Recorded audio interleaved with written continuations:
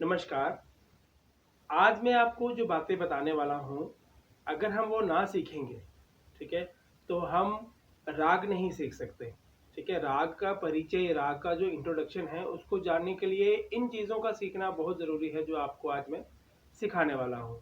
मान लीजिए आपसे कोई आपका इंट्रोडक्शन पूछता है, तो आप उसको अपना अपना नाम बताएंगे, कहाँ रहते हैं, क्या आप करते हैं, सब बताएंगे। उसी तरह जब हम कोई राग सीखते हैं, राग के बारे में जानते हैं, तो उस राग का एक परिचय होता है, और जो चीज़ें आपको मैं बताने वाला हूँ, ये उसी परिचय में आती है। तो चलिए शुरू करते हैं। तो सबसे पहले मैं आपको बताऊंगा वादी स्वर। वादी स्वर किसे कहते हैं? वादी स्वर राग का वह स्वर होता है जिस पे हम गाते समय या बजाते समय सबसे अधिक ठहराव करते हैं, यानी कि जिस पे हम रुकते हैं। अगर उसको मैं और आसान कर दूं, और आसान भाषा में कहूं, तो वादी स्वर राग का मुख्य स्वर, मुखिया होता है, यानी कि राजा होता है। ठीक है, जैसे मान लीजिए राग बागेश्वरी है। राग बागेश्वरी में वादी स्वर माँ स्वर है। तो अगर हम वादी स्वर को गाते समय या बजाते समय दिखाते हैं, तो कैसे दिखाते हैं, आइए आपको मैं छोटा सा एग्जांपल देता हूँ। जैसे कि मैंने आपको कहा कि वादी स्वर जो होता है, उस पे हम गाते समय या बजाते समय ठहराव करते हैं। तो कैसे होगा, सुनिए। ने सा मा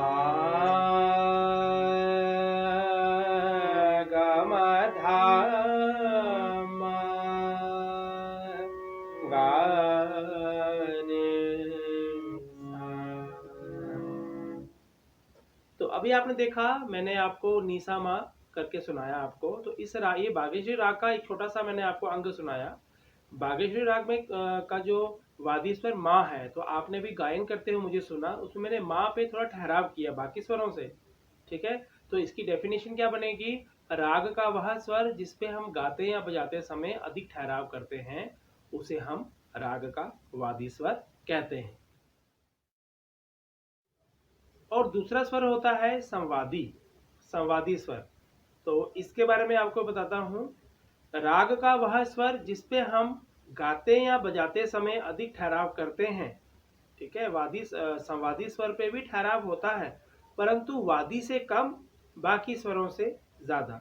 ठीक है, जैसे मान लीजिए मैंने आपको बताया कि राग बागेश्वरी में माँ जो है वो वादी स्वर है। हमने बाकी स्वर गाए, जो मैंने आपको गा के सुनाए, लेकिन मैंने माँ पे थोड़ा ठहराव किया। तो संवादी पर भी ठहराव होगा, लेकिन वादी स्वर से कम होगा, बाकी स्वरों से ज्यादा होगा। तो राग बागेश्वरी की ही एग्जांपल लेके चलते हैं। बागेश्वरी में संवादी स्वर धा है, धैवत। तो कैसे गायन होगा उसको आइए आपको मैं सुनाता हूँ। नि सा मा मा ग म धा मा धा मा गा रे सा। तो अभी आपने देखा, मैंने माँ पे, जब वादी स्वर की हमने बात की, तो माँ पे मैंने अधिक ठहराव किया, बाकी स्वरों पे नहीं किया।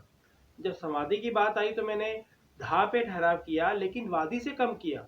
यानी कि राग का वह स्वर जिस पे हम ठहराव करते हैं, परंतु वादी स्वर से कम, बाकी स्वरों से ज्यादा, उस स्वर को हम संवादी स्वर कहते हैं। तीसरा आता है अनुवादी स्वर। अब अनुवादी स्वर किसे कहते हैं, मैं आपको इसके बारे में बताता हूँ। चलिए आपको मैं एक छोटी सी एग्जांपल देता हूँ। मान लीजिए अगर किसी राग में 7 स्वरों का प्रयोग हो रहा है, जिसमें से 2 माइनस कर दीजिए। माइनस कौन से होंगे? एक वादी स्वर होगा और एक संवादी स्वर होगा।